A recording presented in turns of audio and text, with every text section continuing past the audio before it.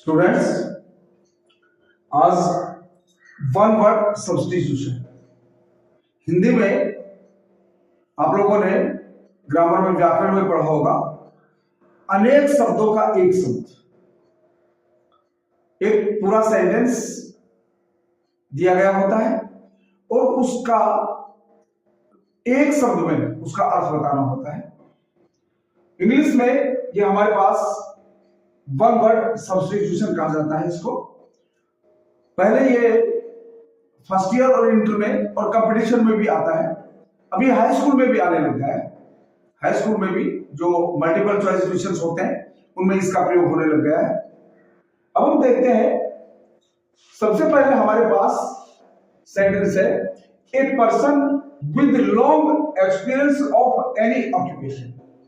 दो चीजें होती हैं, एक पर्सन विद लॉन्ग एक्सपीरियंस, एक तो इतनी बात हो, एक व्यक्ति जिसे लंबा अनुभव हो, जीवन का लंबा अनुभव हो, और दूसरा होता है एक person with long experience in any occupation, या किसी भी व्यवसाय का जिसे लंबा अनुभव हो, उस व्यक्ति को हम एक शब्द में क्या कहेंगे। देखिए हमारे पास शब्द है वेटरन।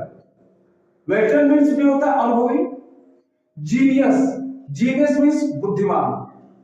सीजन, सीजन मीन्स भी अनुभवी होता है। और एम्बीडेक्स्ट्रियस, एम्बी, एम्बीडेक्स्ट्रियस, डेक्स क्या होता है, डेक्स लिखने से होता है, एम्बी मीन्स दो, यानी जो दोनों हाथों से लिखे उसे एम्बीडेक्स्ट्रियस कहेंगे। जीनियस बुद्धिमान, और वेटरन और सीजन, ये दोनों आपके इसके बहुत ही नजदीकी रिप्लाई है। पर जहां पर ये जब ये बात आ जाए एनी ऑक्यूपेशन, तो एनी ऑक्यूपेशन का मतलब हो गया किसी भी व्यवसाय में। वेटरन, वेटरन जो शब्द होता है वो हम यूज करते हैं किसी भी व्यवसाय के लिए। और सीजन मीन्स जिस व्यक्ति ने सभी सीजन देखे हो, यानी जिसने जीवन का अनुभव प्राप्त किया हो, सभी क्षेत्रों में अनुभव प्राप्त किया हो, उस व्यक्ति को हम बोलते हैं सीजन। तो इस क्योंकि इसका आया है एनी ऑक्यूपेशन, किसी भी क्षेत्र में, किसी भी व्यवसाय में, एक क्षेत्र में जिसे अनुभव प्राप्त हो, उसको हम बोलते हैं वेटरन। क्या बोलेंगे इसको? वेटरन। तो इसका वन वर्ड सब्स्टिट्यूशन हो जाएगा वेटरन। यदि एनी ऑक्यूपेशन नहीं होता, इन लाइफ एक्सपीरियंस, लाइफ का एक्सपीरियंस हो, जिसे हर क्षेत्र का एक्सपीरियंस हो, वो होगा सीजन। एम्बीडेक्स्ट्रियस क्या होता है? एम्बीडेक्स्ट्रियस होता है जो व्यक्ति दोनों हाथों से लिखे। एम्बी, एम्बी मीन्स होता है दो, मोनो मीन्स होता है एक। तो एम्बीडेक्स्ट्रियस, एम्बी दो हो गया, जो व्यक्ति दोनों हाथों से समान रूप से लिखे उसे हम बोलते हैं एम्बीडेक्स्ट्रियस। दूसरा हमारा सेंटेंस है, words written on a tomb, किसी कब्र पर लिखे गए शब्द। ठीक है, पहला हमारा एपिथेट, दूसरा एपिग्राफ। एपी शब्द देखिए यहां पर इन तीनों में आया है, एपिथेट, एपिग्राफ और एपिटेट। तो इनमें अलग अलग जब हम इनके मीनिंग देखेंगे तो क्या होगा, ये जो एपिथेट होता है इसका मतलब होता है विशेषण, एडजेक्टिव, किसी की विशेषता बताए। ये होता है शिलालेख, किसी पत्थर पर लिखा गया लेख। ग्राफ, ग्राफ माने होता है लेख,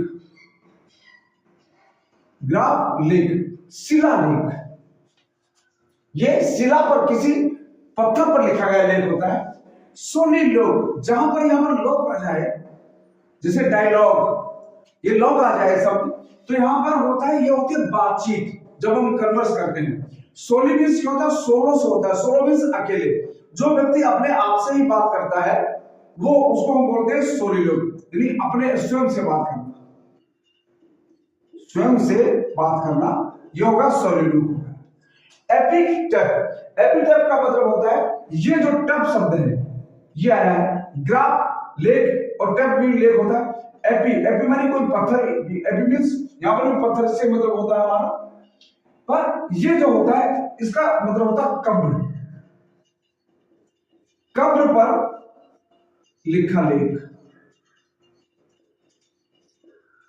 तो यहां पर टॉप आया है, टॉप होती है कब्र, टॉप कब्र, तो कब्र से संबंध होगा एपिटैफ से।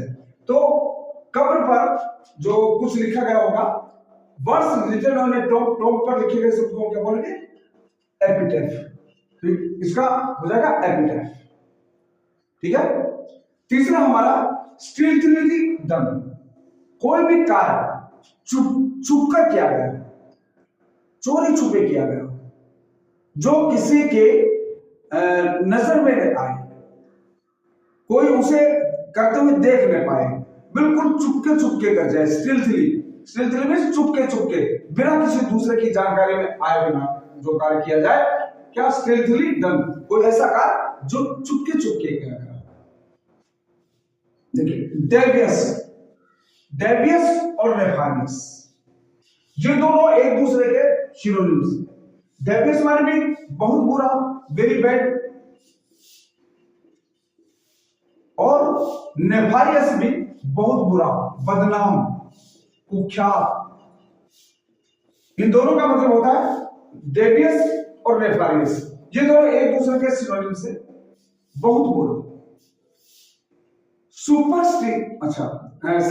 सेरेप्शियस और विलेनियस, विलेनियस वाले भी बहुत बुरा, दुष्टता भरा, बहुत बुरा, ये भी दुष्टता भरा या बहुत बुरा। अब हमारे पास शब्द बचा है सेरेप्शियस। इसका मतलब होता है कि कोई किसी दूसरे की नजर में आए बिना कोई कार्य करना। सेरेप्शियस वो व्यक्ति जो कोई ऐसा कार्य कर दे जिससे किसी दूसरे की नजर में भी न आए, तो दूसरे की नजर में आए बिना, दूसरे की नजर में आए बिना, आए बिना जब कोई कार्य करे उसे हम क्या बोलेंगे? सेरेप्शियस। तो ये तीनों एक दूसरे के सिनोनिम्स हो गए हैं, इसका क्या हो जाएगा? सेरेप्शियस।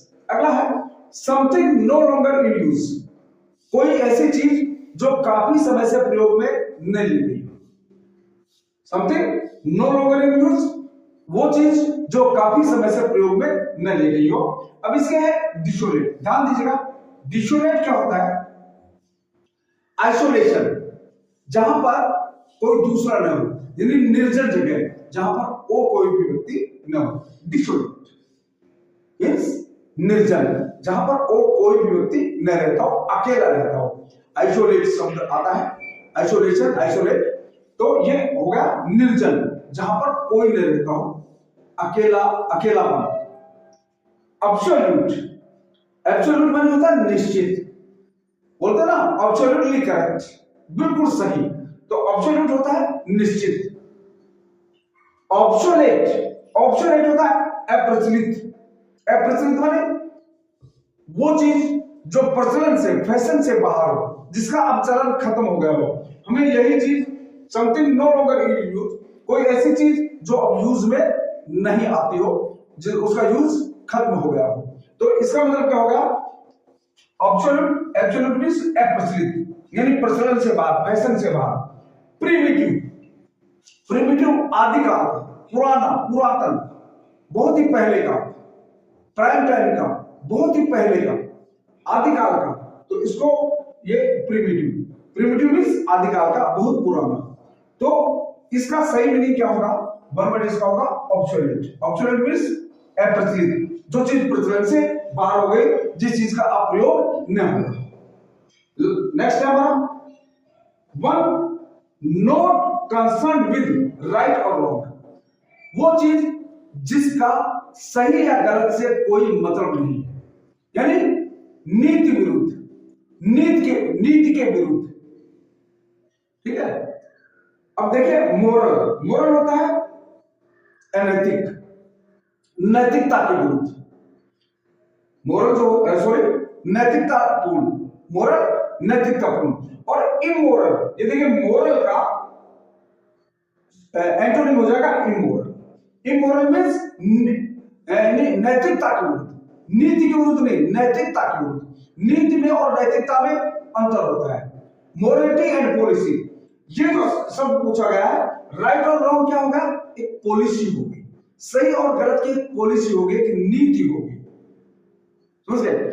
और ये क्या होते हैं, मोरल और इमोरल होती है नैतिकता।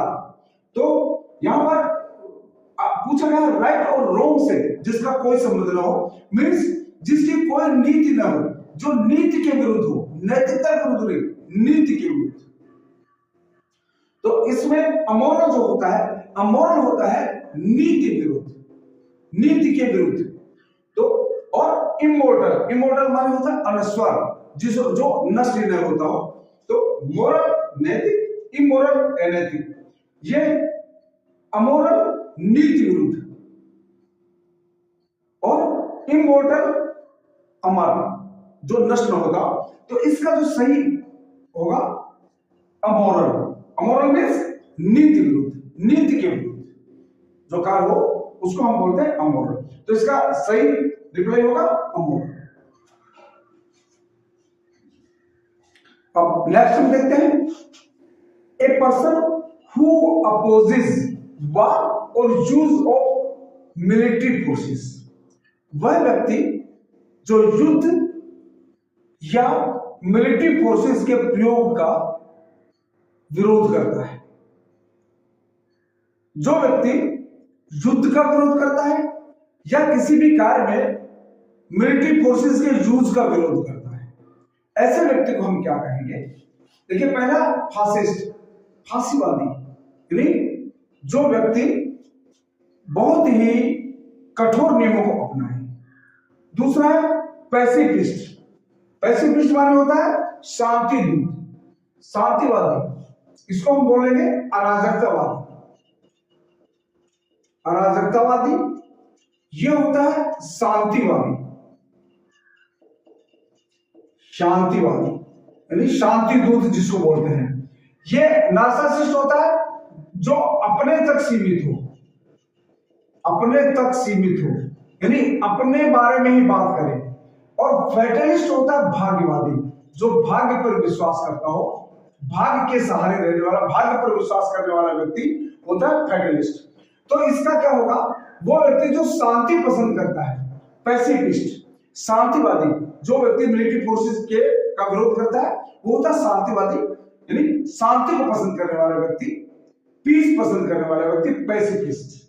अगला, severally abusive writing in general, किसी भी समाचार पत्र में या किसी भी पत्रिका में, जर्नल्स होते हैं जो नियमित या साप्ताहिक जो पत्रिकाएं छपती हैं उनको जर्नल्स बोलते हैं, किसी भी जर्नल्स में बहुत ही कठोर रूप से किसी के विरुद्ध लिखा गया लेख। अब जैसे इमेजिनरी, इमेजिनरी होती है कल्पना, ये कल्पना पर आधारित नहीं होता है, स्पेक्युलेटिव अनुमान पर आधारित, ये कल्पना पर आधारित, ये अनुमान पर आधारित, ये स्क्रूलिस्ट है, अपमानजनक, स्क्रूलिस्ट, अपमानजनक, और सार्कास्टिक, ये व्यंग्यात्मक। तो किसी के विरुद्ध जो अब्यूजिव राइटिंग लिखी जाती है वो क्या होता है, उसमें उसका अपमान किया जाता है।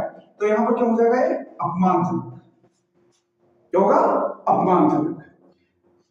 कॉल अपॉन गॉड और any other power to help और प्रोटेक्शन, ईश्वर को या किसी दूसरी शक्ति को सहायता या सुरक्षा के लिए बुलाना, उसको हम क्या कहेंगे। जब हम पोइट्री वगैरह पढ़ते हैं तो लेखक भी क्या करते हैं, जब कोई भी पोएम वगैरह लिखना शुरू करते हैं तो गॉडेस ऑफ म्यूजिक या गॉडेस ऑफ राइटिंग सरस्वती का आह्वान करते हैं। तो वो क्या होगा, इन्वोकेशन। इन्वोकेशन माने किसी कार्य को प्रारंभ करते समय हम किसी शक्ति को आह्वान करें कि वो हमारा मार्गदर्शन करे ताकि हम वो चीज, वो कार्य हम पूरा कर लें। दूसरा है इन्वोल्यूशन। इन्वोल्यूशन माने होता है किसी कार्य में शामिल होने की स्थिति, यानी हम खुद जाए शामिल होने के लिए, ये हम किसी को बुलाएं शामिल होने के लिए, ये हम खुद जाएं, ठीक है। एनांडिंग, इन अनडेटिंग, इन अनडेटिंग मींस क्या होता है कि बाढ़ की स्थिति, बाढ़ बहुत ज्यादा बाढ़ भर जाए, पानी भर जाए, पानी का अत्यधिक पानी भरने की स्थिति को हम क्या बोलते हैं, अनडेटिंग, यानी पानी में कोई चीज डूब जाए उसको बोलते हैं अनडेटिंग। और रिवोकेशन, रिवोकेशन होता है कानून की समाप्ति, कानून ही समाप्त हो जाए, जहां पर कानून ही खत्म हो जाए, जहां पर कानून की कोई बात न मानी जाए, जहां पर कानून कार्य ही नहीं करे, उसको हम बोलते हैं रिवोकेशन। अब देखिए इसमें शन, ये जो क्वेश्चन शन वो तो इंडेंटिंग आ गया। तो अब देख इसका क्या होगा, इनवोकेशन, इनवोकेशन में क्या होता है कि हम किसी भी शक्ति का हम जब कोई भी कार्य प्रारंभ करते हैं तो हम किसी शक्ति का आह्वान करते हैं। जैसे हमारे घर में पूजा पाठ होती है तो गणेश जी का आह्वान करते हैं और पितृ देवताओं का आह्वान करते हैं। उसी प्रकार किसी भी कार्य को प्रारंभ करने से पहले किसी शक्ति का आह्वान करना, ताकि वो हमारी सहायता करे, हमारी सुरक्षा करे, हमारे कार्य में। तो क्या हो जाएगा, इनवोकेशन।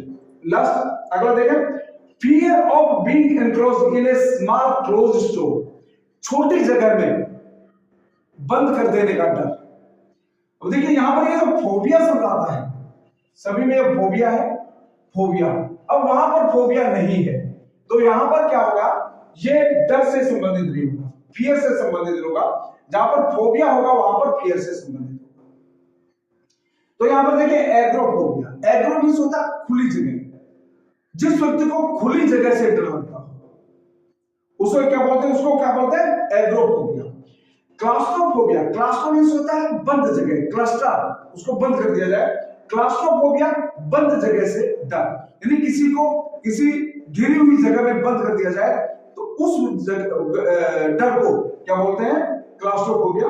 जेनोफोबिया, जेनोफोबिया होता है जेनो अजनबी, अजनबी से जब डर होता है, किसी अजनबी व्यक्ति से जब कोई डरता है तो उसको बोलेंगे जेनोफोबिया।